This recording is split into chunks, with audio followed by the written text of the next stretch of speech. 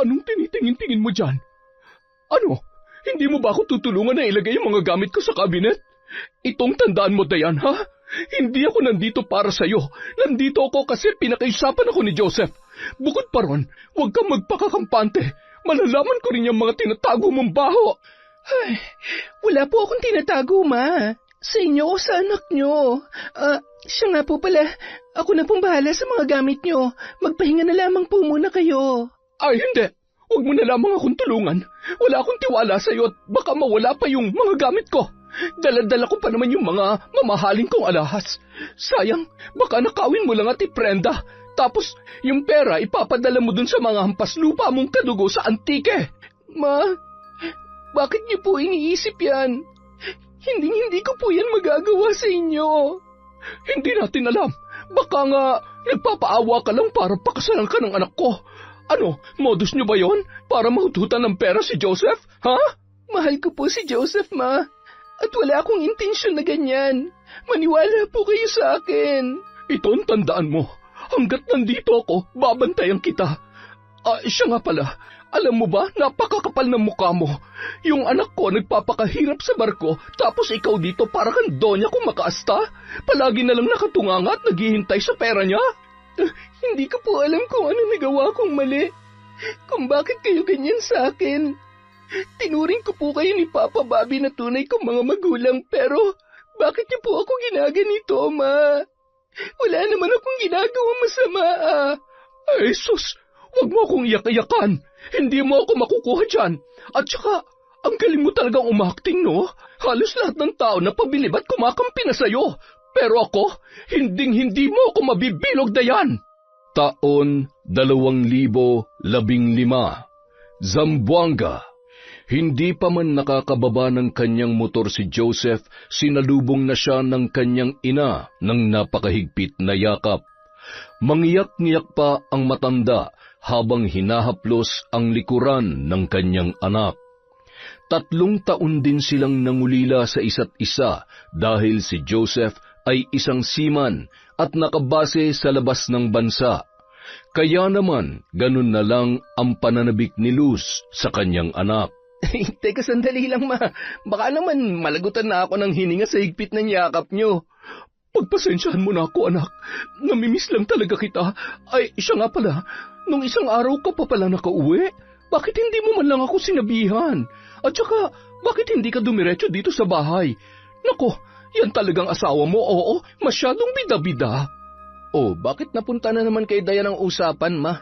Wala siyang kasalanan kung bakit hindi ako dumiretso dito.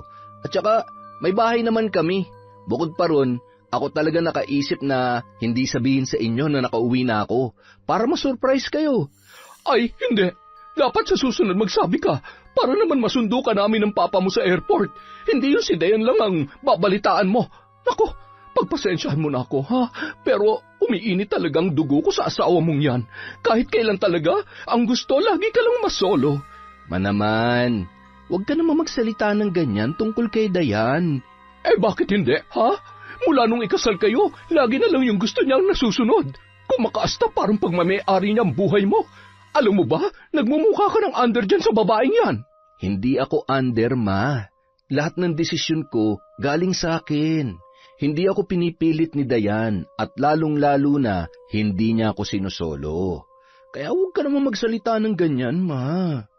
Ay naku, oo na, pasensya na, nadala lamang ako. Sana naman matanggap mo na si Dayan, Ma. Oo, alam ko hindi mo siya gusto dahil hindi siya nakatapos ng pag-aaral, tsaka mahirap lang ang pamilya nila. Pero mabuting tao po yung asawa ko. Ay, o siya. Sige, mabuting tao na siya. Hindi na ako makikipagtalo pa. Tara na sa loob at baka lumamig na yung niluto ko. Ay, hala, Ma. Hindi na ako magtatagal. Balak ko lang sana na iabot ng mga pasalubong ko sa inyo. O, bakit na naman? Hay nako, ipinagdadamot ka na naman ni Dayan sa akin, oh. Hindi ako papayag. Basta hindi ka aalis, dito ka maghahapunan. Naintindihan mo? Oo na, sige na nga. Basta wag na lang po kayong mag-isip at magsalita ng ganyan sa asawa ko. Oo, hindi na. Basta wag niya lang paiinitin ang ulo ko. Halika na sa loob. Nauna nang naglakad ang babae papasok sa loob ng bahay, habang nakakuyom ang kanyang mga kamao. Sa pagkakataong yun, hindi niya mapigilan ang panggigigil sa asawa ng kanyang anak. Mula pa man noon ay hindi niya na talaga gusto ang babaeng napili ni Joseph dahil nga nagmula raw sa mahirap na pamilya at bukod pa ron wala raw yung pinag-aralan. Pero kahit ganun ay pinakasalan pa rin ito ng kanyang anak. Sa kabilang banda, paulit-ulit na sumusulyap sa labas ng bintana si Dayan at nagbabaka sakaling matanawan ang kanyang asawa. Maaga kasi yung umalis at ang sabi ay may iaabot lamang sa mga magulang nito at babalik din kaagad. Pero gabi na ay wala pa rin si Joseph. Ang problema pa ay malakas ang buhos ng ulan. Nung mga oras na yun, ang iniisip niya ay ang maputik na daanan. Tiyak na mahihirapan ang asawa niya sa pag-uwi. Hindi naman niya matawagan kung nasaan yun dahil naiwan ni Joseph ang kanyang cellphone dala ng pagmamadali. Mga 10:00 na ng gabi ay wala pa rin si Joseph. Kaya naisipan na lamang niyang tawagan ang ina ng kanyang asawa para tanungin kung nandoon pa ang lalaki. Hello po ma. Pasensya na kung tumawag ako ng ganitong oras. Pwede ko po bang malaman kung nandyan pa si Joseph? Oo, bakit? Nag-aalala lang po ako, lalo na't gabi na hindi pa siya umuwi. Ay sus, ang sabihin mo, pinagkakait mo na naman siya sa amin. Hindi naman po sa ganon, ma. Ano? Ay, siya nga pala, hindi ko muna siya pauuwiin dyan. Sobrang lakas kasi ng ulan at bukod pa ron, nakainom siya. Ganun po ba? Sige lang po, pakisabi na lang po sa kanya na tumawag ako. At saka, pasensya na po talaga sa abala, ma. Sa susunod, huwag ka nang tumawag sa akin ng mga ganitong oras, ha? Alam mo naman na matanda na ako Respeto naman. Sorry po, ma. Naiwan kasi ni Joseph yung cellphone niya, kaya kayo po ang tinawagan ko. Itong tatandaan mo, Dayan. Hayaan mong kumilos ang anak ko sa paraang gusto niya. Huwag mo siyang kontrolin na parang wala na siyang sariling desisyon. Hindi lahat ng ginagawa niya kailangan alam mo. May mga bagay na hindi mo na dapat pinakikialaman. Ano pong ibig niyong sabihin? Hindi ko po kinokontrol o pinakikialaman ng anak niyo. Tumawag lang talaga ako para alamin kung nandyan pa po ba siya sa inyo. Yun lang po yun, ma. Wala na po akong ibang intensyon. Basta, ayoko na kinakawawa mong anak ko. Yung tipong lagi na lang siyang sunod-sunuran sa'yo. Pasensya na po, ma, ha? Hindi ko talaga makuha kung anong ibig niyong sabihin. Wala naman akong ginagawang masama kay Joseph. At saka, hindi ko po dinidiktahan ng anak niyo sa kung anong dapat niyang gawin. Ay, bakit hindi mo sinabi sa amin na uuwi na pala siya? Dahil ba gusto mong solohin ang anak ko? Hoy, Dayan, huwag kang magmagaling. Bukod pa ron, kanina, pagkarating pa lang niya dito, gusto niya nang umuwi. Nagmamadali raw siya. Ano bang sinabi mo sa kanya, ha? Huwag mo sabihin tinatanggal mo na kami sa buhay niya. O di kaya pinagdadamot mo ba talaga sa amin ang anak ko, ha? Ma, bakit niyo po naiisip yan? Hindi ko po kayo maintindihan. Wala akong ginagawang masama at higit sa lahat, wala akong intensyon na ilayo sa inyo ang anak niyo. Babay na nga, umiinit lang ang dugo ko. Magsasalita pa sana si Dayan, kaya lamang ay pinatayan na siya ng tawag ng kanyang biyanan. Malalim ang buntong hininga niya nang mapatingin sa labas ng bintana. Patuloy pa rin ang pagbuhos ng malakas na ulan nung mga oras na yun, at kasabay pa noon ay ang pagtulo ng luha mula sa kanyang mga mata. Paulit-ulit sa pandinig niya kung paano siya pinagsalitaan ng masasakit ng kanyang biyanan. Hindi niya maintindihan kung bakit ganun na lang magsalita si Luz. Wala naman siyang ginagawang masama at hindi totoo ang mga ibinibintang nito sa kanya. Noon pa man ay hindi na talaga maganda ang pakikitungo ng matanda kay Dayan at alam niya na hindi talaga siya gusto nito bilang manugang. Inilapag na lamang ng babae ang cellphone sa ibabaw ng cabinet at dahan-dahang naglakad papunta sa kusina. Napatingin siya sa inihanda niyang pagkain sa lamesa para sana sa kanilang mag-asawa. Ang lahat ng yon ay lumamig na dahil nga 5:00 pa lamang ng hapon ay niluto niya na ang mga yon. Kaso 10:00 na ng gabi ay wala pa rin si Joseph at hindi nga makakauwi ang lalaki ayon sa kanyang ina. Kaya naman umupo na lamang si Dayan at mapait na ngumiti. Habang ninunguya ang kanin ay hindi niya yon halos malunok dahil iniisip niya pa rin ang mga salitang lumabas sa bibig ng kanyang biyanang babae. Alam niya na nag-iisang anak si Joseph, kaya ganun na lang ang nanay nito. Pero hindi naman tama para sa kanya na pagbintangan siya ng mga bagay na hindi niya naman ginagawa. Pero kahit ganoon ang pakikitungo ni Luz sa kanya, ay hindi siya nagtatanim ng galit. Dahil para sa kanya, normal lang yun. Ayaw lang ng isang ina na masaktan ang kanyang anak. Nang matapos kumain, ay hinugasan muna ni Dayan ang kanyang mga pinagkainan bago natulog. Kinaumagahan, nagising na lamang si Dayan nang maramdaman niya na mayroon nang nakayakap sa kanya. Paglingon sa kanyang likuran ay katabi niya na pala ang kanyang asawa. Napangiti ang babae at dahan-dahang hinaplos ang pisngi ni Joseph. Ay hala, sorry love, nagising yata kita. Ang cute mo talaga, love. Pasensya ka na kung hindi ako nakauwi kagabi ha. Nag-inuman kasi kami ni Papa. Kaya ayun, medyo nalasing ako. At saka ayaw din akong pauwi ni Mama lalo na't malakas ang ulan. Napakadelikado raw kasi. Maputik pa naman sa daan. Okay lang, alam ko naman yon. Tumawag ako sa mama mo kagabi at ibinalita niya na yan sa akin. Ay, siya nga pala, anong oras ka nakauwi? 4:00 kanina madaling araw. Siya nga pala, may naisip ako, love. Ha? Ano yon? Alam mo naman na babalik na ako sa barko sa susunod na buwan, di ba?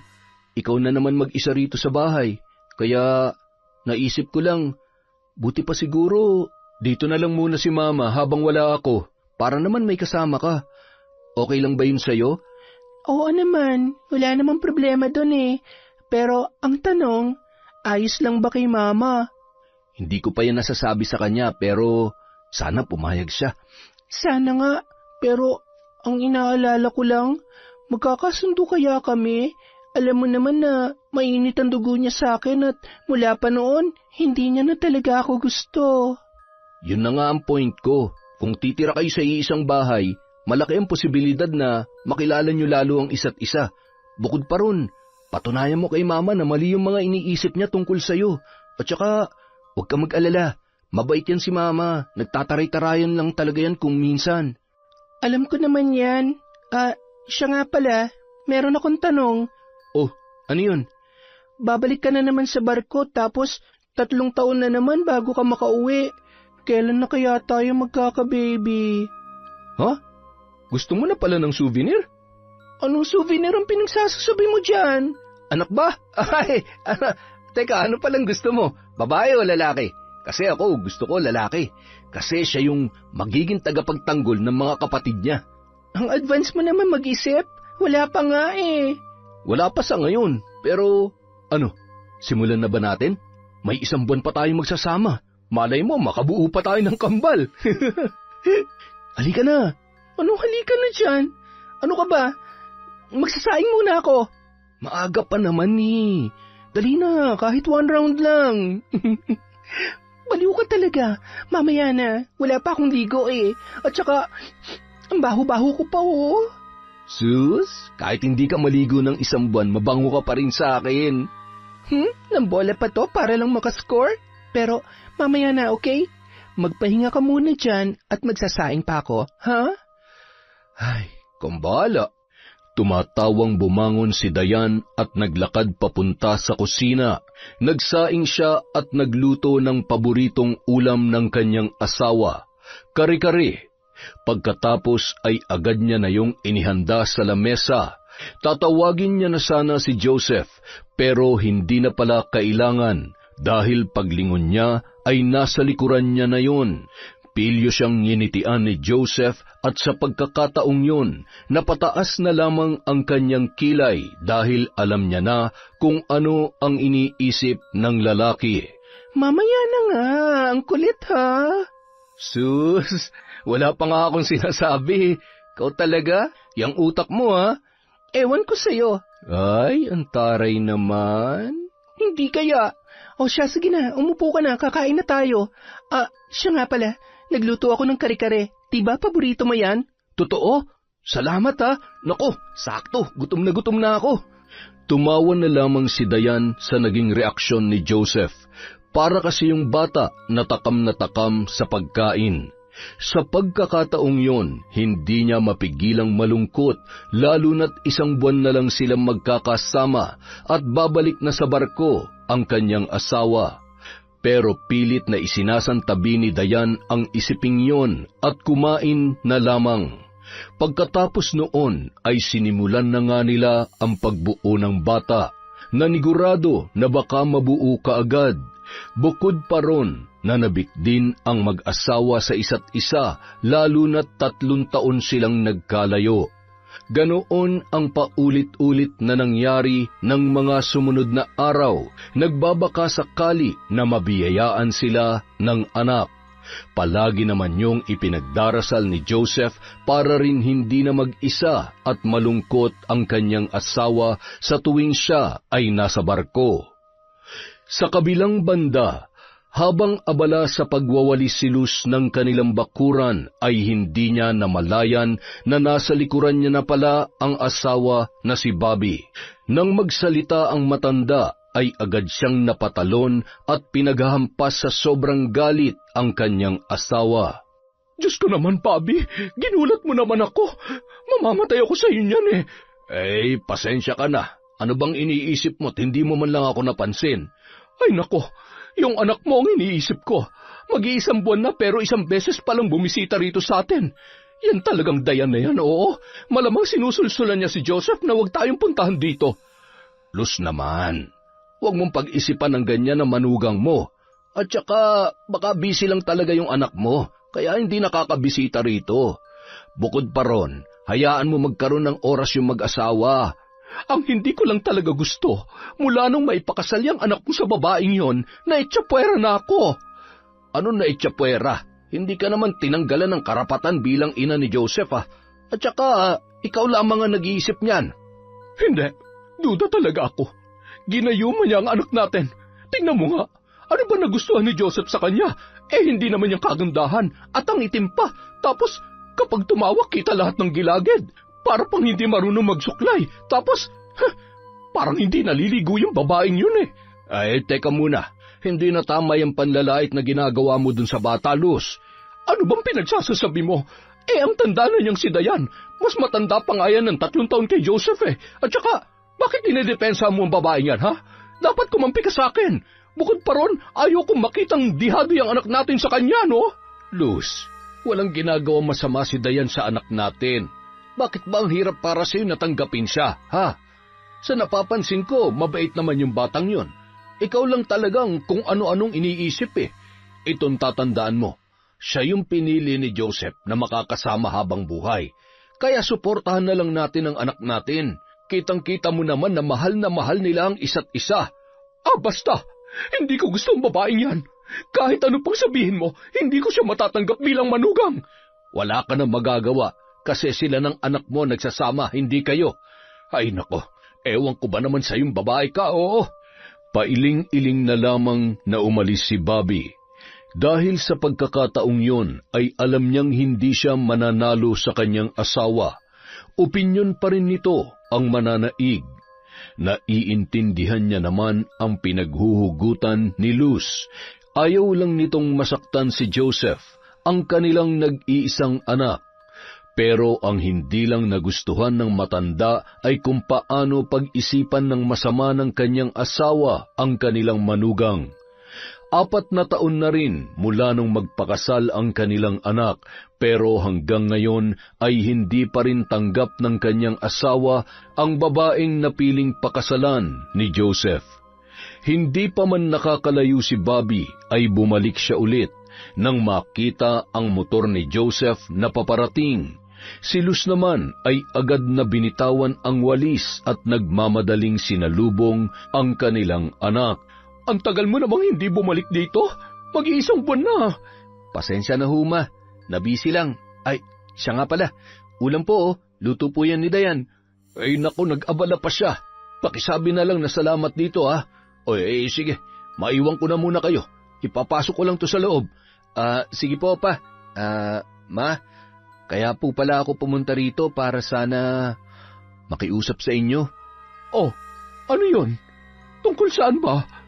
Gusto ko sanang makiusap sa inyo na kung pwede, sa amin muna kayo tumira. Sa susunod na linggo na kasi ang balik ko sa trabaho, Ma. Kaya sana ayos lang sa inyo na samahan niyo muna si Dayan sa bahay habang wala ako. Ano? Ayoko nga. Ayokong tumira kasama siya sa iisang bubong, no? At alam mo naman na hindi ko gusto yung asawa mo, di ba? Kaya wag mo na akong pakiusapan pa kasi hindi mo ako mapipilit. Ang mabuti pa, kumuha na lamang kayo ng katulong. Kesa ako mismong guguluhin mo para lang pakisamahan niyang si Dayan. Ay nako, hindi ko kaya. Grabe naman kayo, Ma. Bakit ba ayaw na ayaw niyo sa kanya? Wala naman siyang ginagawa masama sa inyo, ah. Mabait po ang asawa ko't nagmamahalan po kami. Kaya sana naman, tanggapin niyo na siya bilang manugang niyo. Tsaka, kaya ako naisip yon para mas makilala niyo pang isa't isa para mapatunayan niya rin sa inyo na mali yung pagkakakilala niyo sa kanya. Hindi ko kayang makita ang pagmumukha niya araw-araw. Buti nga ngayon ay hindi mo dinala rito. Baka mas lalo pang uminit ang ulo ko. Alam ko po nagseselos lang kayo sa kanya, pero sana naman tanggalin niyo na yun sa damdamin niyo. Kasi ako pa rin naman to, Ma. Ako pa rin yung baby niyo. Ano nagseselos? Ako? Sa kanya? Hindi, no? Bakit naman ako magseselos sa babaeng yun? Sino ba siya? Nandidiri ako sa pinagsasasabi mo. O siya, sige na. Hindi na kayo nagseselos. Pero sana naman, Ma, pagbigyan niyo na ako. Please? O, sige na nga. Pumapayag na ako. Pero hindi para sa kanya, ha? Kundi para sa'yo. Okay lang din to para naman mabantayan ko yung asawa mo. Baka magloko pa yan, eh. Wala pa naman akong tiwala dyan. Ay, nako. Maraming salamat po, Diyos ko. Napapayag ni Joseph ang ina na samahan si Dayan habang siya ay wala. Sa pagkakataong yun, iniisip ni Luz kung paano niya pakikisamahan ang kanyang manugang. Bukod pa ron, hindi bukal sa loob niya ang pagpayag, lalo na't ayaw niya talaga ang babaeng yun. Sa kabilang banda, abala sa pagtutupi ng mga damit ng asawa si Dayan. Inilalagay niya yon sa loob ng maleta bilang paghahanda sa nalalapit na pag-alis ng lalaki.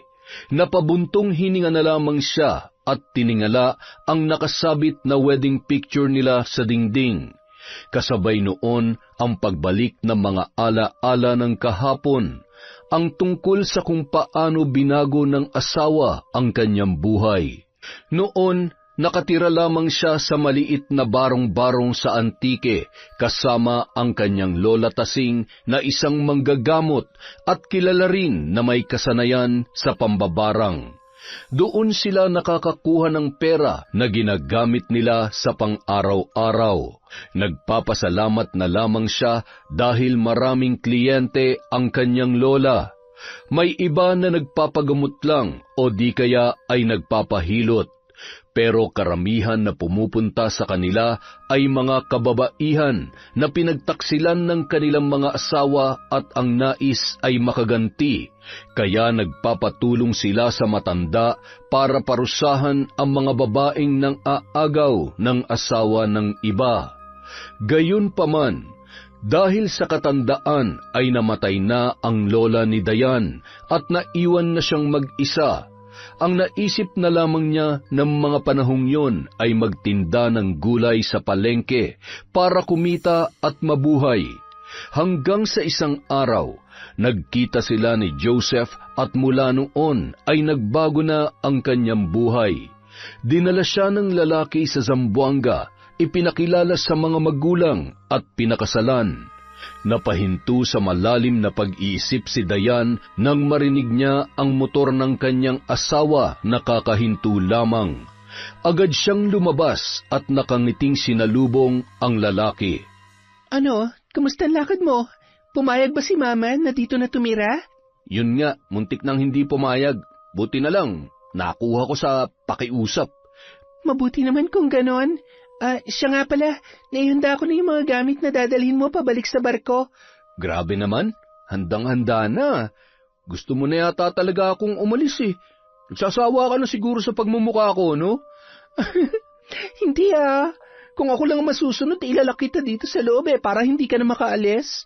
At saka, kahit kailan hindi ako magsasawa sa pagmumukha mo, no?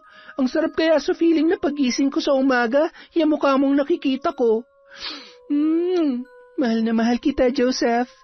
Yon! Mahal na mahal din kita, love. Siya nga pala, may ilang araw pa ako kasama mo. Sulitin na natin to para sigurado na talaga makakabuo tayo ng baby. Tsaka, tingnan mo yung langit parang uulan. Parang ang sarap makipagbuno ngayon. Buno pala Sige, halika dito. Umaasa ang mag-asawa na makakabuo ng bata. Sa mga nagdaang araw, kahit wala pang nararamdaman, sinusubukan nila ang pregnancy test, ngunit negatibo ang resulta. Pero hindi pa rin nawawalan ng pag-asa ang mag-asawa. Makalipas ang 1 linggo, habang nasa biyahe papunta sa airport ay hindi maiwasang maiyak ni Dayan. Dahil aalis na naman ang kanyang asawa at maiiwan na naman siya nito. Kasama niya ang kanyang mga biyanan na sina Bobby at Luz sa paghatid kay Joseph. Nung mga oras na yon, gusto na lamang napahintuin ni Dayan ang oras para lang makasama pa ng matagal ang kanyang asawa. Pero para hindi na siya malungkot, ang iniisip na lamang niya ay ginagawa yun ng lalaki para sa kanilang kinabukasan.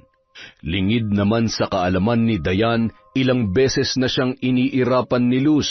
Sa kaloob-looban kasi ng matanda ay hindi niya gusto ang pagdikit-dikit nito sa kanyang anak at naiinis din siya dahil sa manugang lamang niya nakafocus ang atensyon ni Joseph. Nung mga oras na yun ay gusto niyang hablutin ang babae at ingudngud sa kalsada. Hindi niya kasi mapigilan na makaramdam ng selos. Iniisip niya na initsipwera na lamang siya ng kanyang anak. Kasi nga ay meron na itong Dayan. Nang maihatid na nila sa airport ang lalaki, ay umuwi na rin sila kaagad. Maraming dalang gamit si Luz dahil pumayag siya sa pakiusap ng kanyang anak na samahan ang kanyang manugang para hindi ito mapag-isa sa kanilang bahay. Naipasok ko na mga gamit mo ron sa loob. Ikaw nang bahala mag-ayos nun sa cabinet, ha? Ako naman ay uuwi na. At saka, Luz, huwag mong pagmalupitan yung manugang mo, ha? Alam kong hindi mo siya gusto, pero sana naman ay magkasundo na kayo. Tingnan natin. Huwag lang niyang painitin ang ulo ko. Naku, makikita niyang hinahanap niya. At saka, may paiyak-iyak pa siya nalalaman kanina. Ang kapal naman ng muka. Halatang-halata naman na gusto niya ring umalis ang anak natin para makapagsaya siya rito ng mag-isa. Ay, nako. Ewan ko ba sa'yo, Luz? Hindi ko na alam kung anong sasabihin para lang matanggap mo yung manugang mo. Tingnan mo naman, ang bait-bait at napaka-responsableng asawa niyang si Dayan. Tapos pag-iisipan mo ng ganyan? Bakit pa palagi niyo na lang siyang kinakampihan, ha? Itong tatandaan mo, Bobby, patutunayan ko sa inyo na may baho at kuluring itinatago ang babaeng yan. Ay, nako, uuwi na ako. Tumawag ka na lang kung may kailangan kayo rito. Napabuntong hininga na lamang na umalis si Bobby at iniwan si Luz na masama ang titig sa manugang na nakaupo sa may sala. Nung mga oras na yun, iniisip ni Dayan kung paano pakikisamahan ang kanyang biyanan na makakasama niya ng 3 taon. Habang nakatitig sa kisame ay nararamdaman niya ang presensya ng matanda sa kanyang likuran. Anong tinitingin-tingin mo dyan? Ano? Hindi mo ba ako tutulungan na ilagay ang mga gamit ko sa kabinet? Itong tandaan mo, Dayan, ha? Hindi ako nandito para sa'yo. Nandito ako kasi pinakaisapan ako ni Joseph. Bukod pa ron, huwag kang magpakakampante. Malalaman ko rin yung mga tinatago mong baho. Ay, wala po akong tinatago, Ma. Sa inyo o sa anak nyo. Siya nga po pala, Ako na pong bahala sa mga gamit nyo. Magpahinga na lamang po muna kayo. Ay, hindi. Huwag mo na lamang akong tulungan. Wala akong tiwala sa'yo at baka mawala pa yung mga gamit ko. Dala-dala ko pa naman yung mga mamahaling kong alahas. Sayang, baka nakawin mo lang at iprenda. Tapos, yung pera ipapadala mo dun sa mga hampas lupa mong kadugo sa Antique. Ma, bakit niyo po iniisip yan? Hindi ko po yan magagawa sa inyo. Hindi natin alam. Baka nga nagpapaawa ka lang para pakasalan ka ng anak ko.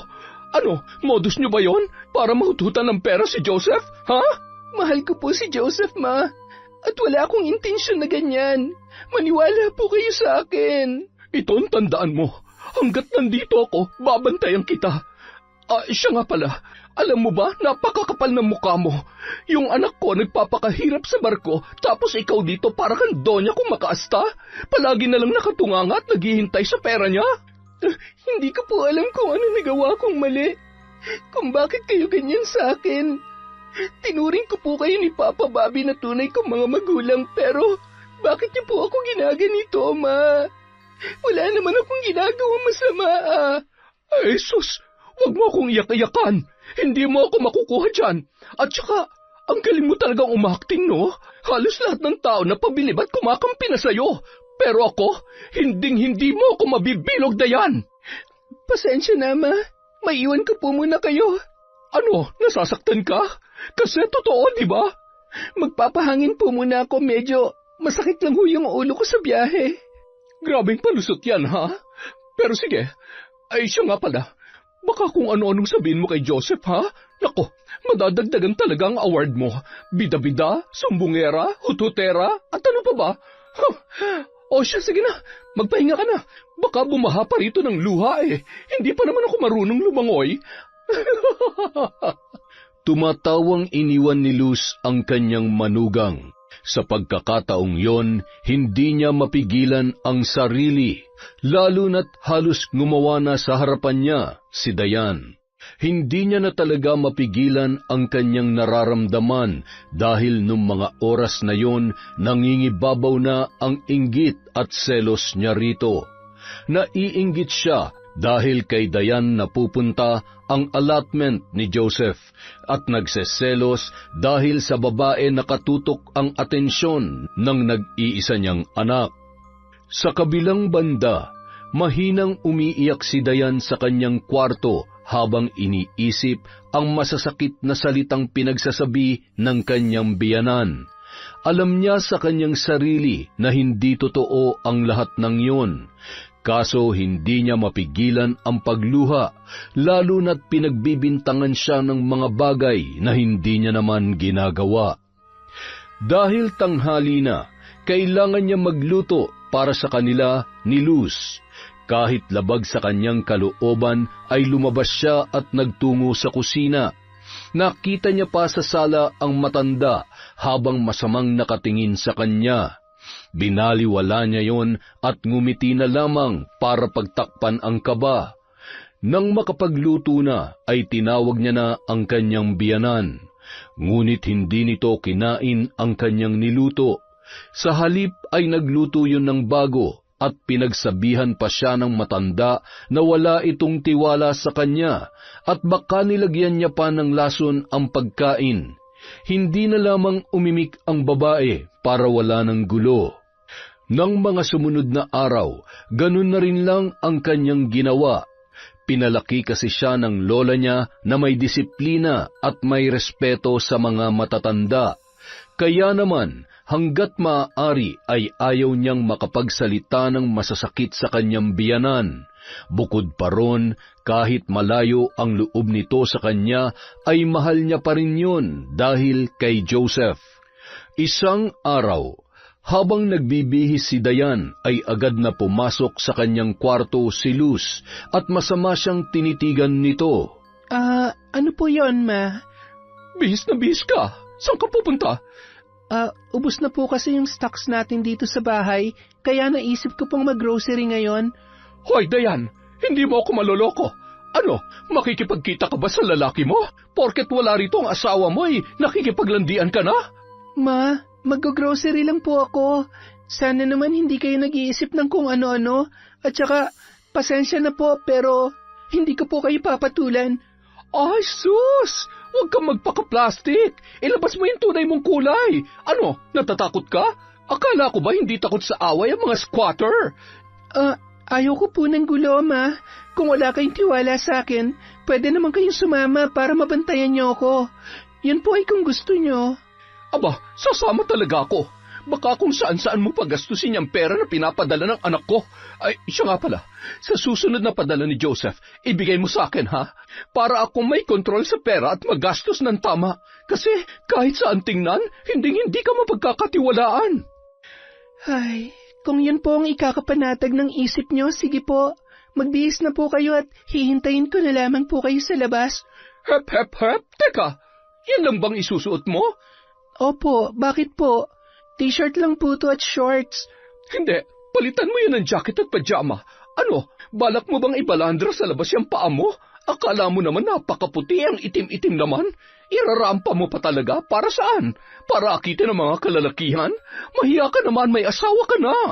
Ma, shorts lang po to. Huwag niyo pong gawing big deal. At kung ano-ano na lang yung lumalabas sa bibig niyo, puro naman walang katotohanan. Aba, sumasagot ka na sa akin, ha? Makakarating to kay Joseph at ipapaalam ko rin sa kanya na nakikipaglandian ka sa labas. Nakikipaglandian sa labas? Nandito pa tayo sa loob ng bahay, Ma. Sige na po, magpapalit na ako kung yun ang gusto nyo. Yan, ganyan nga. Ayoko yung sinusuway ako. Matapos sabihin yon ng matanda, iniwan niya na ang babae. Napaupo na lamang sa kama si Dayan at malalim na napabuntong hininga. Isang buwan na ganoon ang pakikitungo sa kanya ng kanyang biyanan. Nag-aalala siya kung makakayanan niya bang pakisamahan ang matanda sa loob ng 3 taon. Pagkatapos niya magpalit ng damit ay lumabas na siya ng kwarto. Nadatnan niya ang kanyang biyanan sa sala na masama ang titig sa kanya. Sinabihan niya na lang ito na sila ay aalis na. Mabuti na lamang at tahimik lang si Luz, kaya medyo nakampante si Dayan. Habang naghihintay sila ng masasakyan, ay nakita sila ni William, isang tricycle driver na suki ng babae. Ay, Dayan, saan kayo pupunta? Mag-grocery? Siya nga pala, napaayos mo na yung tricycle mo? Oo, nung 1 linggo pa. Dali na, sumakay na kayo. Ayos na ba talaga yan? Nako, baka matumba tayo ulit niyan tulad nung nangyari nung last na sakay ko. Hindi, sisiguruhin kong hindi na tayo matutumba ulit. At saka, ang laki ng bayad ko pampaayos, kaya sana okay na talaga to. Ano, magkukwentuhan na lang ba kayo dyan? Ay, hello po, tita. Sorry po. Pasensya na, iho. Hindi kita kaano-ano, kaya huwag mo akong tatawagin tita. Ay, ganun po ba? Sorry na po, madam. Ang taray naman. Anong sabi mo? Ay, wala po. Sabi ko, ang ganda nyo, gaya ng anak nyo si Dayan. William, hindi niya ako anak. Ang anak niya ay si Joseph, yung asawa ko. Okay. Pasensya na, ha? Hindi na lamang umimik pa si Dayan, kasi sa pagkakataong yun, ang muka ng kanyang biyanan ay halos hindi na maipinta. Tahimik lang sila sa biyahe hanggang sa makarating sa isang grocery store. Sa pamimili ng mga bilihin ay ang matanda ang nasusunod at minsan naman ay sinisigawan nito si Dayan dahil nga hindi niya gusto ang mga kinukuhang brand. Pilit na lamang siyang ngumingiti kahit na sa kaloob-looban niya ay sobrang napapahiya siya sa ginagawa ni Luz, lalo na't marami pa namang tao ang nakakarinig doon. Nanahimik na lamang si Dayan at baka kung ano pa ang masabi ng matanda, sunod-sunuran na lamang siya dito hanggang sa sila ay makauwi. Pagdating sa bahay, nagulat na lamang si Dayan nang ibinagsak ng biyanan ang mga ipinamili at bigla na lang siya nitong dinuro-duro. Bakit, Ma? Ano po bang problema? Ikaw ang problema ko. Ano yun, ha? Sinong William na yon? Lalaki mo yun, oh. Huwag kang magmaang-maangan. Napakalandi mo talaga. Anong lalaking pinagsasasabi niyo, Ma? Suki lang po namin yun na tricycle driver. Yun lang. May pasabi-sabi pa siyang, ang ganda niyo po kagaya ng anak niyong si Dayan. Kitang-kita naman na may something kayo noon. Ano, gano'n nakatagal ang relasyon niyo ng lalaking yon? Nakakahiya ka? Sa tricycle driver pa talaga? Wala yung binatbat sa anak kong Seaman? Itong tandaan mo, Dayan. Makakarating to kay Joseph. Pwede ba wag niyo akong siraan sa asawa ko? Kahit kailan hindi ko magagawang lokohin si Joseph. Huwag mo akong sinasagot-sagot. Napakasinungaling mong babae ka. Matapos ang usaping yon ay iniwan na lamang ni Luz si Dayan. Napaupo na lamang ang babae at umiyak. Dahan-dahan niyang pinulot ang nagkalat na pinamili. Pagkatapos ay nagmukmuk sa kwarto. Gustuhin man niyang isumbong sa asawa ang pinaggagawa ng ina nito, ay ayaw niya na lamang yung mamroblema. Baka mas lalo pang gumulo at ayaw niya rin na mahirapan pa si Joseph. Alam niyang pagod na ang kanyang asawa sa trabaho, kaya hindi niya na yon dadagdagan pa. Kinagabihan, prenteng nakaupo sa sofa si Luz habang hawak-hawak ang cellphone sa kaliwang kamay. Tinatawagan ang anak at ibinalita ang mga pinaggagawa ni Dayan. O ma, kumusta kayo dyan? Napatawag ka? Ayos lang naman ako rito. Pero itong asawa mo, hindi. Po, ano po nangyari kay Dayan? Wala namang masamang nangyari sa kanya, pero kailangan mong malaman na nagloloko tong asawa mo dito. Duda ko, kabit niya yung tricycle driver na yon. Alam mo ba, wala na silang hiya-hiya. Sa harap ko pa naglandian yung dalawa. Ayan ka na naman, May. Gumagawa ka na naman ng kwento eh. Hindi yan magagawa ni Dayan, kilala ko siya. Kaya tigilan nyo na yung paninira nyo sa kanya. At saka, ginagawan nyo na naman ang ibang interpretasyon ng pakikipaghalubilo niya sa mga tao eh. Hindi ako naninira, Joseph. Totoo talaga ang sinasabi ko. Bakit ba ayaw mo kong paniwalaan, ha? Mas una mo ko nakilala kaysa sa babaeng yon. Mama mo ko. At hindi ko magagawa magsinungaling sa'yo. Maniwala ka kasi haliparo talaga yung asawa mo. Kilala kita, ma, at alam kong hindi mo gusto si Dayan. Kaya ganyan mo na lang siyang pagbintangan. So ako na naman ang mali at yung asawa mo hindi? Joseph naman, ayaw lang kita masaktan at maloko ng Dayan na yan. Ina mo ko kaya maniwala ka sa akin. Wala kang ebidensya, ma, kaya please lang, huwag mong gawa ng chismis ang asawa ko. Sige, ebidensya ba ang gusto mo? Madali lang yan. Hintayin mo at patutunayan ko sa'yo na nagsasabi ako ng totoo. Ay, kayong bahala. Ay, siya nga pala. Ibababa ko na tong tawag, ma, ha? May ginagawa ako. Ay, sige lang. Mag-iingat ka riyan. Mahal na mahal kita, anak, ha? Matapos ang pag-uusap na yon, ay hindi napigilan ni Luz ang sarili. Hinagis niya ang cellphone sa sahig dahil sa galit at inis na kanyang nararamdaman. Sarili niya kasing anak ay hindi siya pinaniniwalaan, pinagmukha pa siya nitong sinungaling at gumagawa lamang ng storya para siraan ang babae. Nung mga oras na yon, gusto niyang sugurin ang kanyang manugang, pero pinigilan niya lamang ang kanyang sarili at nag-isip ng ibang paraan para paniwalaan siya ng kanyang anak at magmukhang masama ang kanyang manugang. Lingid sa kanyang kaalaman, narinig lahat ni Dayan ang mga pinagsasabi ng matanda sa kanyang asawa. Natuwa lamang siya lalo na't sa reaksyon pa lang ng biyanan ay hindi na ito pinaniwalaan ng kanyang anak. Nagpapasalamat ang babae dahil may tiwala sa kanya ang kanyang asawa. Nang mga sumunod na araw, nag-ingat na si Dayan sa kanyang mga ikinikilos dahil ayaw niyang may masabi na naman si Luz sa kanya at alam niyang bawat galaw niya ay binabantayan nito. Hindi na rin siya lumalabas ng bahay para hindi na siya pag-isipan ng masama. Kaso kahit anong iwas at ingat niya ay may nasasabi pa rin talaga ang matanda. Hoy, babae ka! Wala ka talagang hiya, no? Aray, bitawan niyo po ang buhok ko, ma. Ang sakit. Ano na naman po bang ginawa ko? Abay, nagmamaang-maangan ka pa? Kagabi may narinig akong yapak ng tao na naglalakad sa labas. Ano, tumatakas ka ba, ha? Para lang makipagkita dyan sa lalaki mo? Grabe ka naman, Dayan. Sobrang katinaba, ha? Anong tumatakas. Buong gabi nasa kwarto lang po ako. Ilang linggo na rin akong hindi lumalabas. At saka, anong lalaki? Wala akong lalaki, Ma. Huwag ka nga magsinungaling, hayop ka. Matagal na ako nagtitimpi sa'yo. Alam mo bang pinagmumukha mo kung masama sa anak ko? Wala akong sinabi kay Joseph. Tungkol lang sa mga nangyari rito, Ma. Kaya anong pinagsasasabi niyang pinagmumukha ko kayong masama? Bakit kasi hindi mo na lang sabihin sa kanya na may kabit ka? Para tapos na tayo rito. Wala nga po akong kabit, Ma. Huwag niyo naman po akong sirain kay Joseph, oh. Buisit ka talaga. Ang OA mo. Huwag mo nga ako maiyak-iyakan dyan. Nakakasukay ang pagmumukha mo. Mas lalo kang pumapangit. Ay nako, makalis na nga.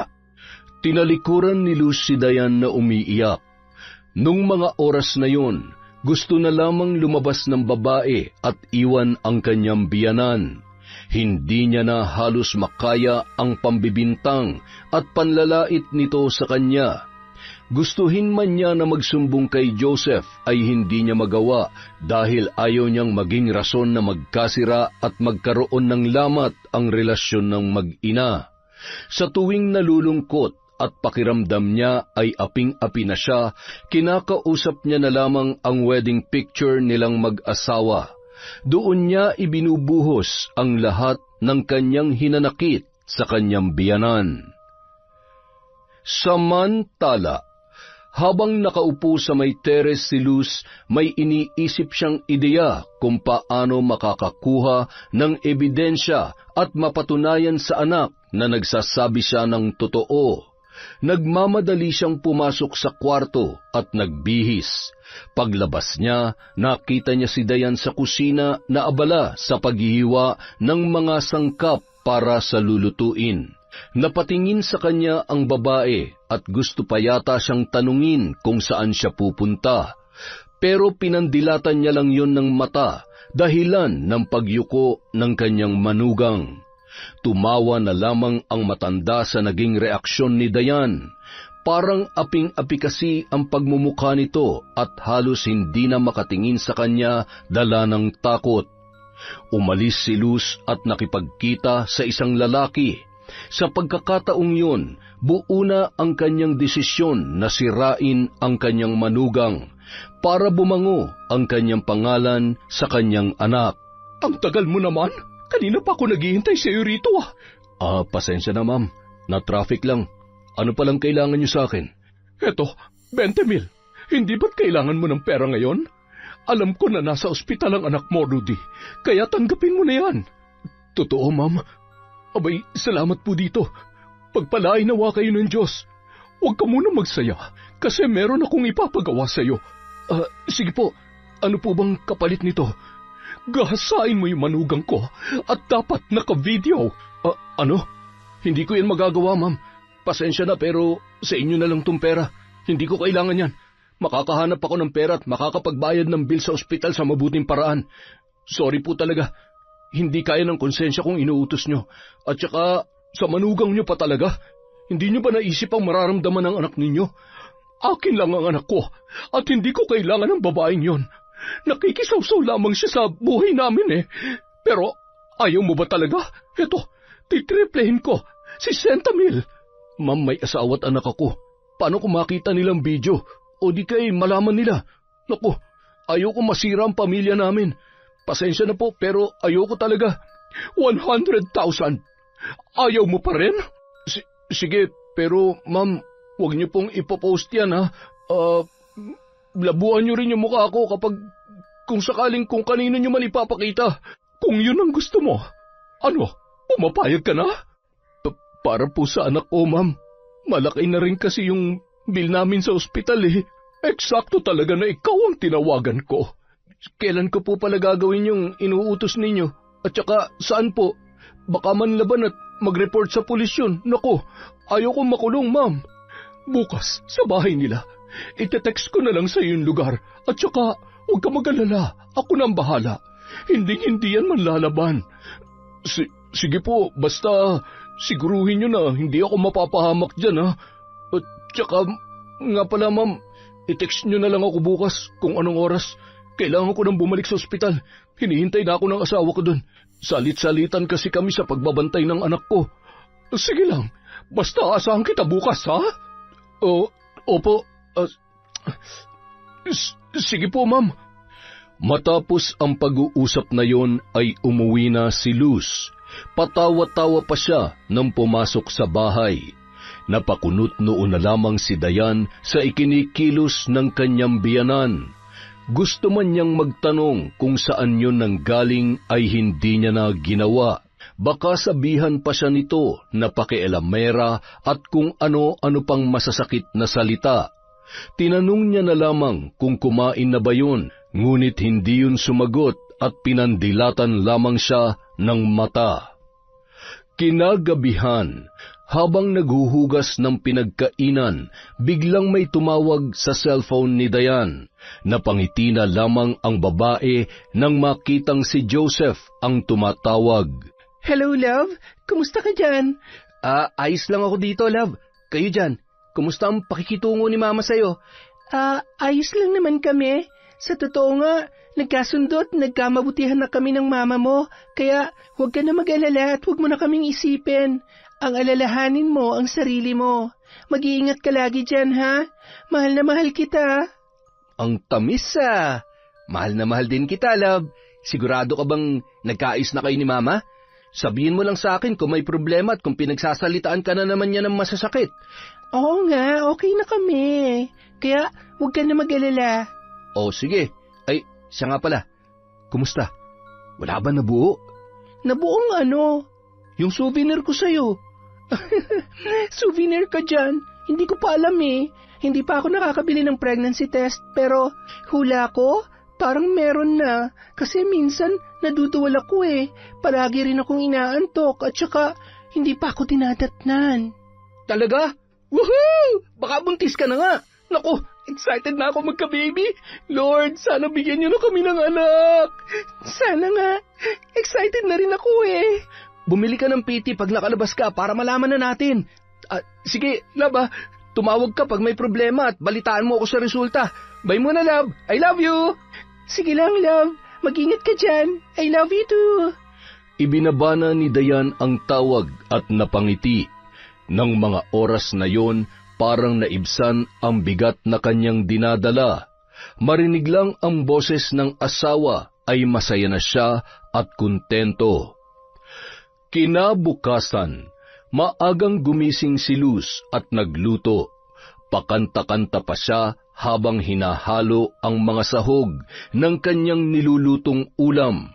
Nang matapos ay agad niya yung inihain sa lamesa. Paglabas naman ni Dayan sa kwarto ay napakunot ang kanyang noo. Maaliwalas kasi ang muka ng kanyang biyanan at parang nasa mood. Naggulat pa siya nang alukin siya ng matanda na kakain na sila. Sa loob ng 2 buwan, yun pa lang ang unang beses na magkasabay silang kumain ni Luz. Tinanggap naman niya ang alok nito at napangiting umupo sa upuan. Bakit parang gulat na gulat ka yata? Masanay ka na, Dayan. Simula sa araw na ito, ituring mo na akong tunay na ina. At saka, kalimutan mo na yung mga sinabi ko. Hindi ko sinasadya yun. Alam mo naman na mahal ko si Joseph at ayaw ko siya masaktan. Kaya, pasensya na sa mga nagawa ko sa iyo, ha? Totoo po ba to, Ma? Matagal ko na po itong ipinagdarasal. Salamat po. Huwag po kayo mag-alala. Hindi ko sasaktan ang anak ninyo. Mabuti naman. Sana'y patawarin mo ko sa mga kasalanan ko sa iyo. Sana hindi ka galit sa akin. Kahit kailan, Ma, hindi ako magtatanim ng galit sa inyo. Salamat po talaga. O siya, sige, kumain ka na. Ay naku, baka lumamig pa tong mga niluto ko. Tamang-tama po, nagugutom na ako. Amoy pa lang parang ang sarap na. Ay, masarap talaga ito. Lahat ng ulam na to ay paborito ni Joseph. Hinay-hinay at baka mabulunan ka, ha? Pasensya na po. Matakaw lang po talaga ako. Dahan-dahan lang. Yan. Eto ang juice. Uminom ka. Salamat po, Ma. Lingid sa kaalaman ni Dayan na ang Diyos na iniinom niya ay nilagyan ng kanyang biyanan ng pampatulog. Lihim naman na napangiti si Luz at hinintay ang epekto ng gamot na yon. Ilang minuto lang, unti-unti nang napapapikit si Dayan dahil sa antok. Napasubsob na lamang siya sa lamesa at nakatulog. Nung mga oras na yon, pumasok na ang lalaki na binayaran ni Luz.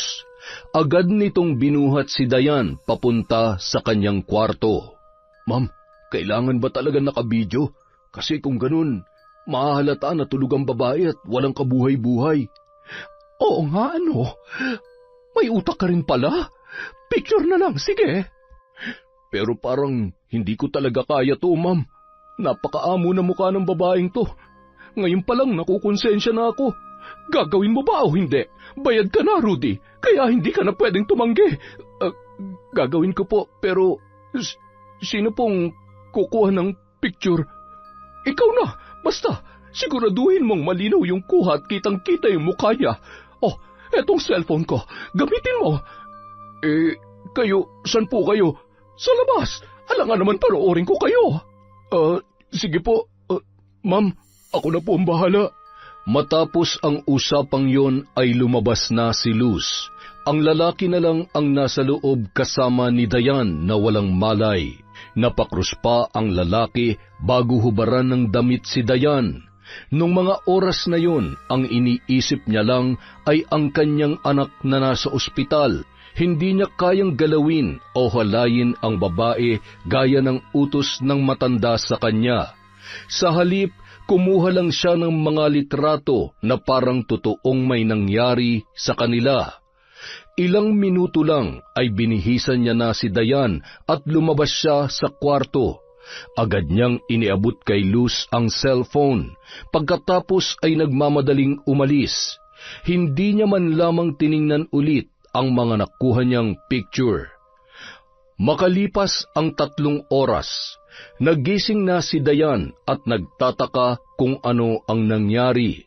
Tinanong niya na lamang ang kanyang biyanan na nakaupo sa kama, at sa pagkakataong yon ay alalang-alala ang muka ng matanda. Ma, ano pong nangyari? Bigla ka na lamang nawalan ng malay kanina. Nag-alala nga ako pero buti gising ka na. Ano, kamusta ang pakiramdam mo? Okay naman po. Huwag po kayo mag-alala. Siya nga po pala. Paano po ako napunta dito sa kwarto? Binuhat kita. Ay hindi, nung kapitbahay natin. Tumawag kasi ako agad ng tulong. Ganun po ba? Marami pong salamat, Mama, ha? Siya, sige. Magpahinga ka na muna dyan. Doon lang muna ako sa kwarto ko. Tawagin mo na lamang ako kapag may kailangan ka. Opo, Mama. Salamat po talaga. Nang makalabas ay napatampal sa noo ang matanda dahil muntik na siyang hindi makasagot sa tanong ng kanyang manugang. Sa pagkakataong yun, nang makapasok sa kwarto ay agad niyang tiningnan ang mga kuhang litrato.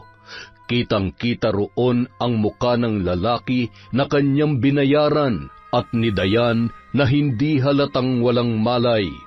Gumawa naman siya ng isang Facebook account na lalaki ang pangalan. Balak niyang isend ang mga picture na yon kay Joseph gamit ang dummy account na kanyang ginawa. Pero sa kanya na gagawin yon pagkatapos ng 5 araw para hindi maghinala ang manugang na set up lamang pala ang lahat. Sa mga lumipas na araw, nagpanggap pa rin si Luz na mabait at mapagmahal na biyanan sa kanyang manugang.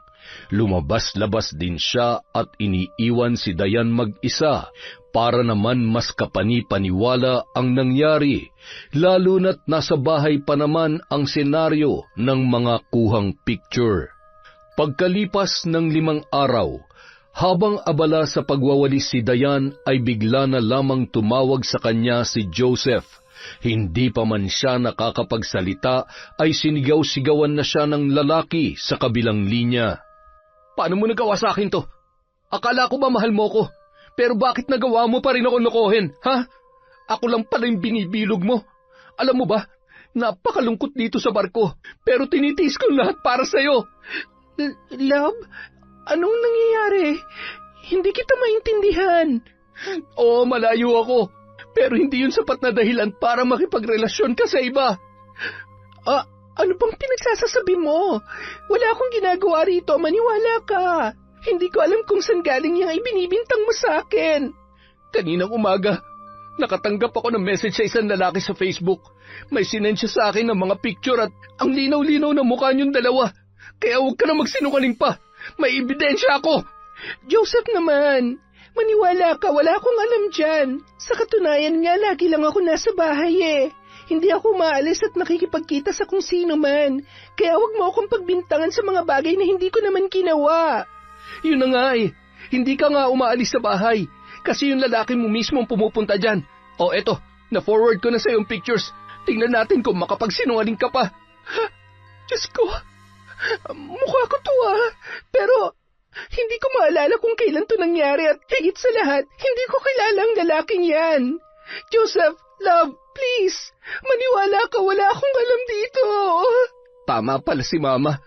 Binibilog mo lang ang ulo ko. Ang sakit. Ang sakit-sakit na yan. Hindi ko nga alam to. Maniwala ka naman sa akin, love. Marami pa sanang sasabihin si Dayan, pero binabana ng kanyang asawa ang tawag. Sa pagkakataong yun, napaupo na lamang siya sa sahig at humagulhol. Paulit-ulit niyang tinitingnan ang mga larawan. Siya talaga ang babae roon at nasa mismong kwarto pa nila. Pero ang hindi maintindihan ng babae ay kung bakit wala siyang maalala. Hindi niya matandaan kung paano nangyari ang lahat. Makalipas ang ilang oras, dumating na ang kanyang biyanan. Magsusumbong na sana siya, kaso bigla na lamang hinablot ng matanda ang kanyang buhok at pinagsasampal ang kanyang manugang. Aray ma, bitawan niyo ako, masakit po. Wala ka talagang hiya. Tanggap na sana kita eh. Pinatunayan mo pa na totoo mga binibintang ko sa iyo dati. Kung tungkol to sa mga picture, hindi ko po alam yon, maniwala kayo, ma. Nakakahiya ka. Dito niyo pa talaga ginagawa ang kalaswaan niyo ng lalaking yon. Ito ang tandaan mo. Simula bukas, dapat hindi ko na makita yung pagmumukha mo. Nakakadiri ka. Ma, parang awa niyo na. Wala akong mapupuntahan. At saka, maniwala po kayo. Hindi ko magagawang lokohin ang anak ninyo. Mahal na mahal ko po si Joseph, ma. Tumigil ka na sa mga kasinungalingan mo. Mas lalo mo akong ginagalit. Itong dapat sa'yo. Aray, tigilan niyo na po ang pagsipa niyo sa akin. Ang sakit po ng tiyan ko. Parang awa niyo na, ma. Ay sus, ang galing mo talagang umarte, no? Ang husay mo mambilog ng ulo ng tao. Nakakagigil ka. Mas lalo mong pinaiinit ang ulo ko. Dapat, pagbalik ko, wala ka na sa pamamahay na ito. Pag nakita pa kita, mas lalong magiging impyerno ang buhay mo. Magmamakaawa pa sana si Dayan, kaso ay tinalikuran na siya ng matanda. Nagmamadali na lang siyang tumayo at nagpunta sa kanyang kwarto. Kumuha siya ng backpack at inilagay doon ang kanyang mahalagang gamit.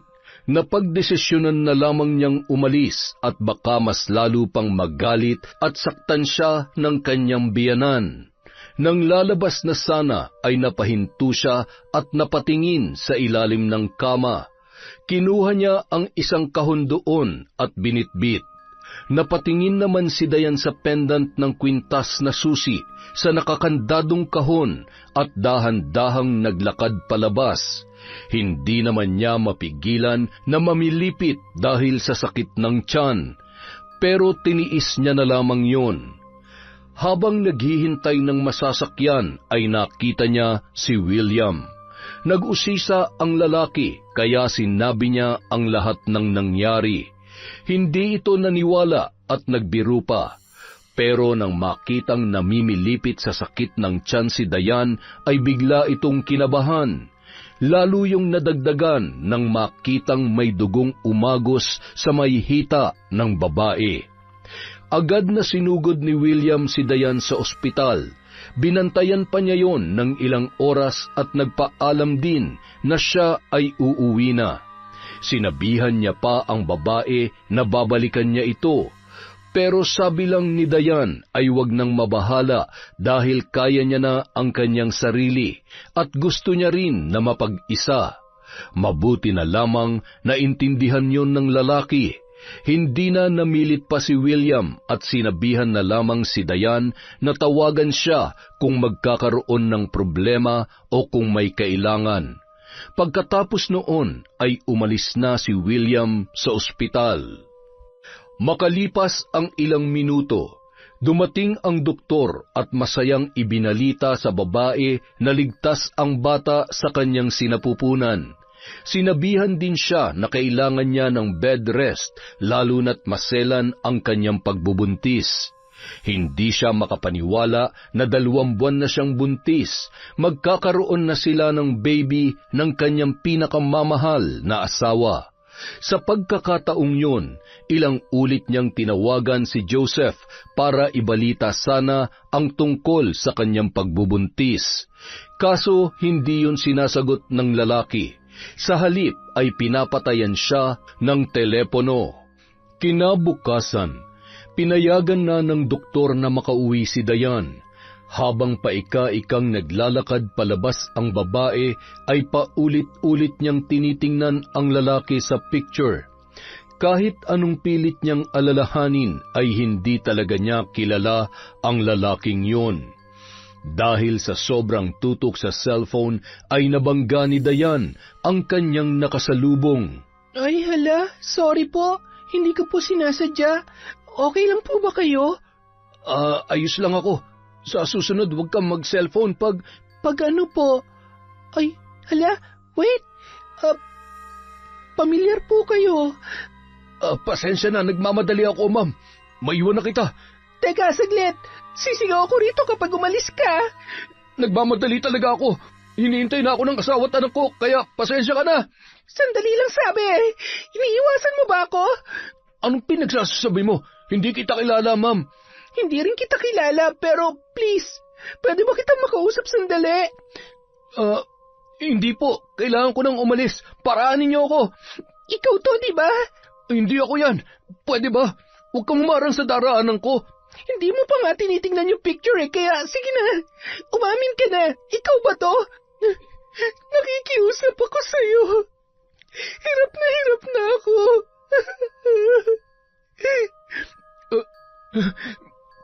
Sorry, hindi ko naman ginusto yan eh. Binayaran lang ako. Kaya, ma'am, pwede ba huwag mo ako ipakulong? Parang awa mo na. Nagawa ko lang yan para sa pera. Maniwala po kayo sa akin. So, ikaw nga to? Walang hiya ka? Sinira mo ang relasyon namin ng asawa ko. Sino nagbayad sa'yo para gawin to, ha? Alam mo bang muntik pa malaglag ang baby namin sa pinagagawa nyo? Mga hayop kayo! Hindi ko talaga ginusto yun. Nagawa ko lang yun para sa may sakit kong anak. Ang dami-dami na kasi naming utang at ang laki-laki na ng bill namin dito sa ospital eh. Kaya, nung inalok ako ng 100,000 ni Ma'am Luz, tinanggap ko na. Labag man sa kalooban ko pero para sa pera nagawa ko. Kaya ma'am, parang awa mo na. Huwag mo ako ipapakulong. Ano? Si Mama nag-utos sa'yo? Walang hiya. Pinlano niya palang lahat ng ito. Akala ko nagbago na siya. Inuto niya lang pala ako. Ang tanga-tanga ko. Bakit ba naniwala ako sa kanya? Magbabayad siya. Magbabayad kayo sa ginawa niyo sa akin. Ma'am, kailangan ako ng asawa at anak ko. Pero hindi ko kayo ginalaw. Picture lang yun. Pangako. Oo, may pera ka na para sa anak mo may sakit. Pero hindi ka ba nakukonsensya na nakuha mo yun sa masamang paraan? Ha? Muntik pa mawala ang baby ko sa lecheng plano niyong yan. Matapos sabihin yon ni Dayan, ay iniwan na siya ni Rudy na lumuluhod pa at nagmamakaawang wag ipakulong. Agad naman naghanap ang babae ng matutuluyan. Mabuti na lang may nakita siyang paupahan. Gabi na nang siya'y makarating doon. Nagpahinga lang siya saglit at ilang minuto ay binuksan ang nakakandadong kahon. Gamit ang susing palawit ng kanyang kwintas. Ang laman noon ay ang mga gamit sa pambabarang na ipinamana sa kanya ng kanyang lola bago yun namatay. Kinuha niya ang mga yun at dahan-dahang inilabas. Nagsindi ang babae ng 3 itim na kandila habang dahan-dahang binubuklat ang lumang aklat na may punit-punit na pahina. Nakasulat sa wikang hindi halos mabasa. Isa itong lumang ritual para sa mga nilapastangan, sa mga ginipit at sa mga kailangang maningil. Sa kanyang harapan, nakalatag ang isang lumang family picture ng kanyang asawa. Kinuha niya yon sa lumang wallet ni Joseph. Pinunit niya ang bahagi kung saan naroon ang muka ni Luz, ang matandang babae na nagmalupit sa kanya. Ipinatong niya ang litrato ng biyanan sa gitna ng platitong itim. Binudburan ng abo ng nasunog na dahon ng kamangyan, pulbos na galing sa pinatuyong alitaptap at alkitran, tsaka pinalibutan ng sinulid na pula at itim. Isa-isang nagliyab ang kandila habang binibigkas niya ang orasyon ng paulit-ulit. Samantala, nagising si Luz dulot ng biglaang pagsakit ng kanyang batok. Parang may mainit na tumulo doon. Agad naman siyang napabalikwas ng bangon at napatingin sa salamin. Nakita niya na parang may mga pantal o mga pigsa na nagsisilabasan sa kanyang katawan. Napansin niya rin na maraming galos ang kanyang binti. Nagulat siya at inaalala kung ano ang nangyari, kung bakit siya nagkaroon noon. Ilang saglit lamang ay napaungol siya nang biglang maramdaman na parang may tumutusok na mainit na bagay sa kanyang singit. Napaupo ang matanda at halos hindi na maigalaw ang katawan dala ng sobrang sakit at kati. Hirap man ay kinuha niya ang kanyang cellphone at nagmamadaling tinawagan ang kanyang asawa. Hello, Luz. Napatawag ka. 11:00 na ng gabi May problema ba dyan? Tulungan mo ako, Bobby. Puntahan mo ako rito. Ngayon din. Ha? Bakit? Ano nangyayari sa'yo? Ang sakit ng katawan ko. Basta, dalihan mo na. Kailangan mo akong dalhin sa ospital. Teka lang. Hindi ako makakapunta dyan ngayon kasi yung sasakyan hiniram ng kapatid ko. Ay, nga pala, si Dayan. Nasaan ba? Wala siya rito. Basta, ipapaliwanag ko na lamang sa'yo. Dalihan mo na, mag-commute ka na lang. Sige. Papunta na ako dyan. Nang ibaba ni Bobby ang tawag, ay dahan-dahang tumayo si Luz. Namimilipit siya sa sakit ng katawan at pinilit na makalabas ng kwarto. Ilang hakbang pa lang ay napaupo na siya dahil sa pagkahilo. Wala pang ilang segundo ay sumargo mula sa kanyang bibig ang matinding suka. Lumabas doon ang maiitim na langgam, ipis at uod. Gumagapang at halatang buhay na buhay. Natakot ang babae at agad na nagsisigaw ng tulong. Walang tigil ang paglabas ng insekto na mas lalong ikinatakot ng matanda. Makalipas ang kalahating oras, dumating na si Bobby na hingal dahil sa pagmamadali at nagulat siya nang makita ang kalagayan ng kanyang asawa. Luz, ano nangyari sa'yo? Teka, ano yan? Uod? Ay, Diyos ko! Tulungan mo ako! Dalhin mo ako sa ospital! Anong ospital? Hindi yan magagamot ng mga doktor. Dadalhin na lamang kita kay Nanay Diyosa. Ano? Ayaw ko! Hindi ako naniniwala sa albularyo. Ay, ano ba sa tingin mo makakapagpagaling sa'yo, ha? Tingnan mo nga yung sitwasyon mo ngayon, Luz. Magagamot ba yan ng mga doktor? Ay, Diyos ko, yan nangyayari sa'yo ngayon tulad yan ng kay Mama noon. Oh, anong ibig mong sabihin? Binarang ako? Ay, sa tingin ko, ganun na nga. Aray ko! Sige na, dalhin mo na ako sa albularyong yan. Ang sakit talaga ng tiyan ko! Agad namang sinunod ni Bobby ang pakiusap ni Luz. Sa pagkakataong yun ay hindi niya mapigilang maawa sa kanyang asawa, lalo na't halos hindi na mamukaan ang matanda, dulot ng maraming pigsa na tumutubo sa iba't ibang bahagi ng kanyang katawan.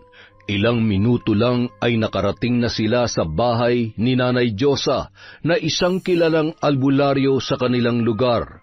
Nagising na lamang ang matanda dulot ng malakas na pagkatok ng pinto ni Bobby.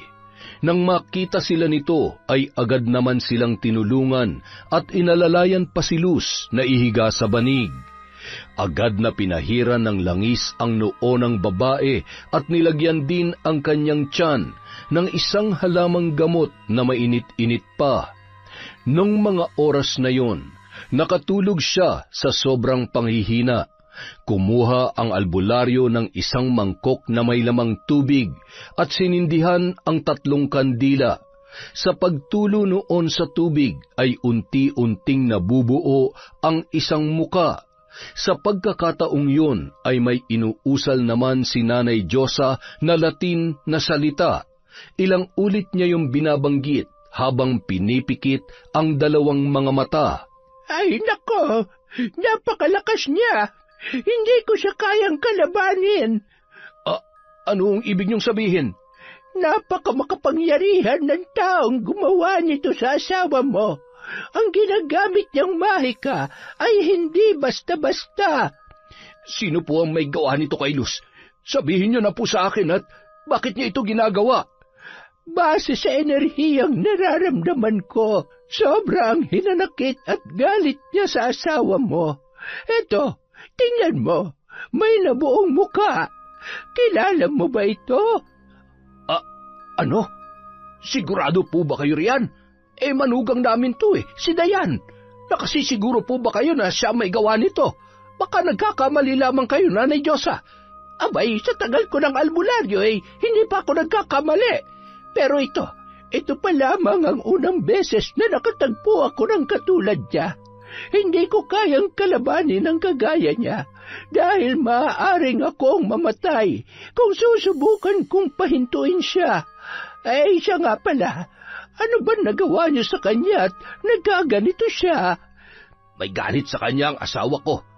Tumira sila sa iisang bubong at hindi ko na alam kung anong ginawa nilo sa kanya. Hindi ba't manugang niyo siya? Pwede niyo siyang kausapin at pakiusapan na tigilan niya na ang pagpaparusa sa asawa mo. Base sa nararamdaman ko, mabait siya. At ang intensyon niya lamang ay turuan ng leksyon itong si Luz. Hindi niyo ba talaga kaya na kalabanin ang mahikang ginagamit niya? Pasensya ka na, pero kulang ang lakas ko para gawin yan. Ano na po ang gagawin namin? Tulad ng sinabi ko, hindi masama ang taong gumagawa nito. Maaari niyo siyang pakiusapan at humingi ng tawad sa mga kasalanang ginawa ng asawa mo. Hindi na umimik pa si Bobby at tinitigan na lamang ang asawang nakaratay sa banig. Samantala, habang nakatingin sa malakas na alon ay nakatanggap ng tawag si Joseph mula sa amang si Bobby. Ibinalita ng matanda sa kanya ang mga nangyayari. Nagtataka siya kung anong nagawa ng kanyang ina kay Dayan, kung bakit ganun na lang ang galit ng babae sa kanyang biyanan. Kahit may hinanakit pa sa kanyang kalooban, ay tinawagan niya ang asawa upang mag-usisa at pakiusapan na ihinto na nito ang kanyang ginagawa. Sa kabilang banda, habang taimtim na inuusal ni Dayan ang mga orasyon, ay nagambala siya sa pagtunog ng kanyang cellphone. Hindi niya sana yun sasagutin pero hindi ito humihinto at paulit-ulit lamang na tumutunog. Hello, Dayan? Buti sinagot mo. Bakit? Anong kailangan mo? Akala ko, di ka magiging katulad ng lola mo. Akala ko tinapon mo na yung pinamana niya sa yung mga gamit niya sa pambabarang. Pero ano nangyayari, ha? Anong kasalanan ni Mama sa'yo para gawin mo yun sa kanya? Anong kasalanan niya? Malaki, Joseph. Siya ang dahilan kung bakit nagkasira tayo. Siya may pakana sa likod ng mga pictures na yon. Sinetap niya ako. Hindi lang yon. Muntik na mawala sa atin ang baby natin dahil sa pananakit niya sa akin. Ano? Ulitin mo nga mga sinabi mo. Ibig mo sabihin, buntis ka? Oo, 2 buwan na. Kung nagdududa ka kung sinong ama, handa akong ipa-DNA test to. Para mapatunayan sa'yo at sa mama mo na hindi ako nagloko at hindi totoo lahat ng binibintang niya sa akin. Hindi mo kailangan magpa-DNA test. Naniniwala ako sa'yo. Masaya ako malaman na magkakababy na tayo. Pero muntik na mawala ang anak natin dahil sa pinaggagawa ng mama mo. Hindi ko siya mapapatawad. Dayan, nakikiusap ako. Pag-usapan natin to ng mahinahon. Hindi mo kailangan gamitin yung mga mahika na yan para parusahan siya. Sige na, ako na nagmamakaawa sa'yo. Alam mo, mahal ko yung mama mo. Tinuring ko siyang tunay kong ina. Kahit hindi maganda yung pagtatrato niya sa akin, pero kailangan niya maranasan to, Joseph, para matuto at mapagtanto niya ang mga mali niyang nagawa. Please, love, ihinto mo na to. Hindi ikaw makakapagsabi niyan, Joseph, kundi siya. Tanging siya lang ang makakapagpahinto sa akin. Matapos sabihin yon ni Dayan, ay binabana niya ang cellphone at pinagpatuloy ang ritual. Kinaumagahan, napamulat ng mata si Luz at sumuka ng mapait na likido. Unti-unti naman niyang nararamdaman ang paghapdi ng kanyang labi na kahit humigop man ng sabaw ay hindi niya magawa dahil hindi niya na halos maibuka ang kanyang bibig.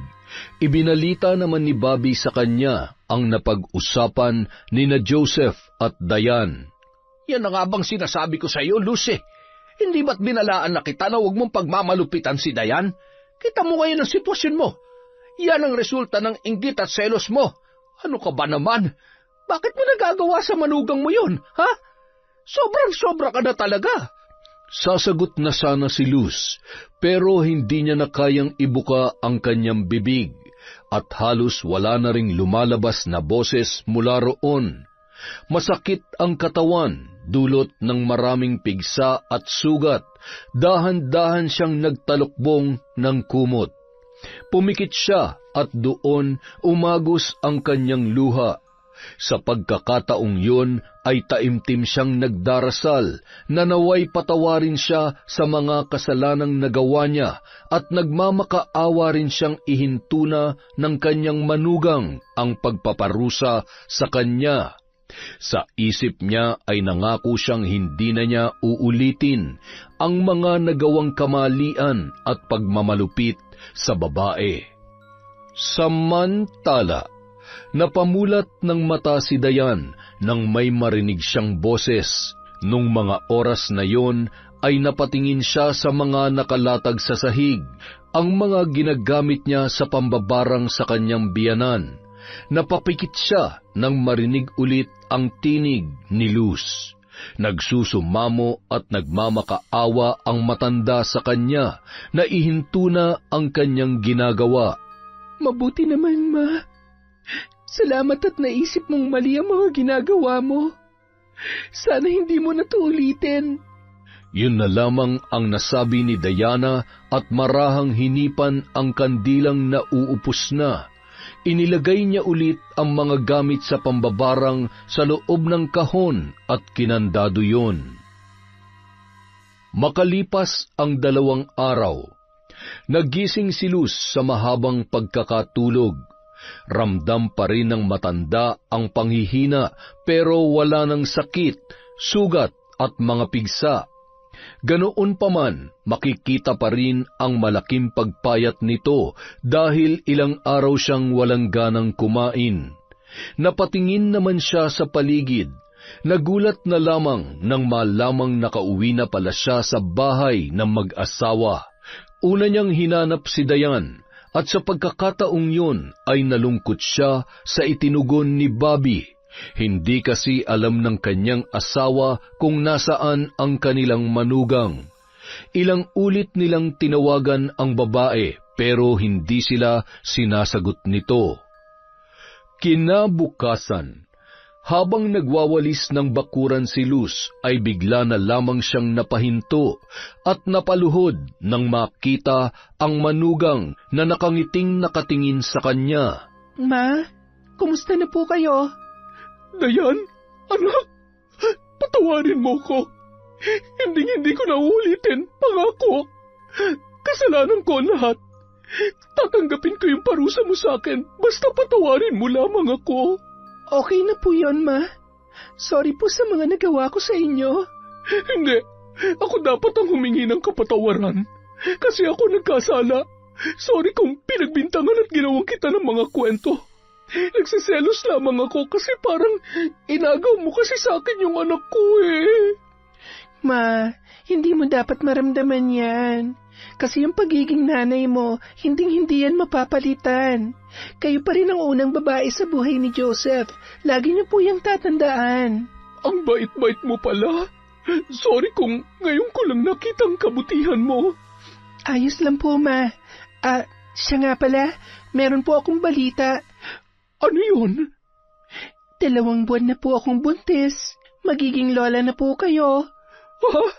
Totoo ba? Opo, Ma. Huwag po kayo magduda kung kanino to kasi si Joseph lang ang tanging lalaki sa buhay ko. Hindi naman ako nag-iisip ng ganyan. Nagpapasalamat lang ako sa Diyos. Abay, totoo ba talaga? Naku, excited na akong makarga ang apo ko. Tumawa na lamang si Dayan sa reaksyon ng kanyang biyanan. Ibinalita naman yon ni Luz kay Bobby at sa pagkakataong yon ay parang nanalo sa loto ang dalawa. Sa mga sumunod na araw ay parang mamahaling bagay si Dayan dahil alagang-alaga siya ng kanyang mga biyanan. Nung araw ding yun, inilibing niya na sa likod ng kanilang bahay ang kahon na naglalaman ng mga gamit sa pambabarang. Nais niyang ibaon yun at kalimutan para hindi na magamit kailanman. Nagkaayos na sila ni Joseph at balak pa ng lalaki na pagbaba niya ng barko ay hindi na siya babalik pa at mamumuhay na lamang kasama ang mga mahal niya sa buhay, lalong-lalo na ang kanyang asawa at anak. Yon! Ganon pa rin. Isa na namang malupit na kwento mula sa kwentong Enteng. Napakaganda naman nun, happy ending tayo. Pinatawad si Luz ng kanyang manugang. At dahil absent tayo sa shoutout kahapon, meron tayo ngayon. Bawi-bawi lang, boys. Simulan natin kay Ednalyn Tupas. Hi kay Idol Ashtin Olviga, kay Roslyn Jimenez. Hello po kay Corazon Clemente, kay Abel Hipolito, kay Virginia Venson, kay Jeneline Mix Vlog. Hi kay Jocelyn Dordas from Patrick Dordas. Hello po kay Virginia Belay. Shout out kay Lucila Lucero, kay Christy Gaitan. Hi kay Lady Dam. Sa Alajid family from Kalampanog Channel. Hi kay Missy Trota. Hello po sa Flores and Naong family. Hi kay Raquel Zalameda. Shout out kay Lorenzo Nabulayan from Queen Jenny. Hi po kay Jing Wang. Hello kay Andrea Novello, kay Eurasia Berto, kay Anne Mary Danya from Qatar. Hello po kay Zoe Sky Zorilla. Hi kay Rosemary Casonete. Hello po kay LVMD. Shout out kay Zilpha Hara Ricart. Hi kay Maria Lina Kagawa, kay Evangeline Naadat, kay Alicia Lauro. Hello po kay Lilia Malate. Hi kay Mardy Suzuki, kay Marjorie De Quilla, kay Diaries Yuki, hello kay Kurt Mina, kay Lydia Lopez, kay Angelica Del Rosario, kay Maria Liza Mula, shout out kay Elizabeth Maramot, kay Sheila Camino, kay Josefina Fuelias, kay Leia Delfin from Rico Alde, shout out kay Richel Adapon, kay Rosette Ersando, kay May Baylen, kay Rachel Villacrucis, happy birthday po sa apo ni Febe Ranyada, hi kay Salvacion Mabia, kay Jing Mendoza, kay Scarlett Sky Maniego, hi kay Michelle Cardo Fabro, Trico Das Animation, hello po kay Robert Crimen, kay Maria Grace Grefaldia, kay Annalisa Puazo, kay Odessa Lejano, kay Cune Castillo from Sesa, hi kay Charlene Gumansing, kay Marites Pinka, kay Abby Ruiz, Wildcats Kuting, kay Lynette Reparado, kay Good Samaritan, hello po kay Red Gaspar, kay Lynn Ferrer TV, sa TVJ Rosie Hedorio, hi po kay Lord Queen OFW Vlog, kay Elizabeth Dungka, kay Abner Peredo, kay Girly Joy Cayetano, shout out kay Kel Rodis, kay Michelle Cedron, kay Aurora Cristobal, kay Joe Dordas from Patrick Dordas, hi kay Hani from Tokyo, Japan, kay Sophiel, kay Nene Gayas, hello po kay Doris Estander, kay Raquel Romualdo, kay Dolores Bell, kay Sofian Nang from Chona Baynosa from Malaysia, hi kay Willie Malbas, kay Marilu Francisco, hello po kay Merly Patalia, kay Shauma TV, kay Ruth Ann Migano, shout out kay Jackie Ram, kay Merly Kidian, sa Alahids family from Jenaline Rodrigo, kay Rosalina Bugayong, kay Leonora Ventura from QC, Lovely Poras from Diaries Yuki, kay Edgar Francisco, kay Jefferson Hapson, kay Elizabeth Maramot, kay Sang O, hello po kay Precious Lintawo, kay Arlene Torquiza, kay Kiarsa, kay Emily Cosino, kay Merly Pura, sa De Jesus at Manalang family from Amelie Manalang, kay Kylor Draboy, kay Reyna Glenn Panayas, hello po kay Erica Hesmel, kay Manchi Liaser, kay Agatha Maganda, hello po sa Cabral, Anilio, Rosales, Perez, Bibale, Baby Cabral from Estela da Silva.